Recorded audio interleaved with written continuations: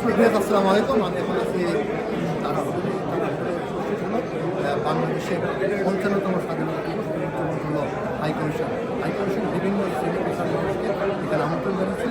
সবাই মিলে আজকে উদযাপন করা হলো বাংলাদেশের মহান স্বাধীনতা দিবস। সবাইকে যারা আছে বাংলাদেশে এখানে তাদের সবাইকে স্বাধীনতা দিবসে আন্তরিক শুভেচ্ছা অভিনন্দন জানাতে চাই। এতটুকুই বলার আছে। আমি শুধু এইটুকুই না, ঠিক আছে? ঠিক আছে, ধন্যবাদ।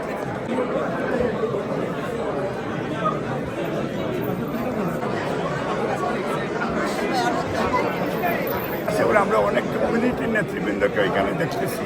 আমরা এখানে অনেক হোস্ট কমিউনিটি দেখছি, এমপি মন্ত্রীদেরকে আমরা দেখতেছি। এটা আমি মনে করি যে আমাদের ফিউচার ডেমোক্রেটিক সিস্টেম বাংলাদেশে আমরা চালু হওয়ার জন্য ডিসেম্বরে যদি সত্যিকার অর্থে একটা ফ্রি ফেয়ার ইলেকশন আজকের এই দিনে আমরা হোল্ড করবো এবং হাইকমিশন ইলেকশনের পক্ষে উনি কাজ করবে বলে আমরা আশা করি। আগামী ডিসেম্বরের জন্য আমরা অপেক্ষা করছি। আগামী ডিসেম্বর থেকেই আপনাদের বাংলাদেশে দেশে বিদেশে আমরা একটা সম্পর্ক বিল করবো।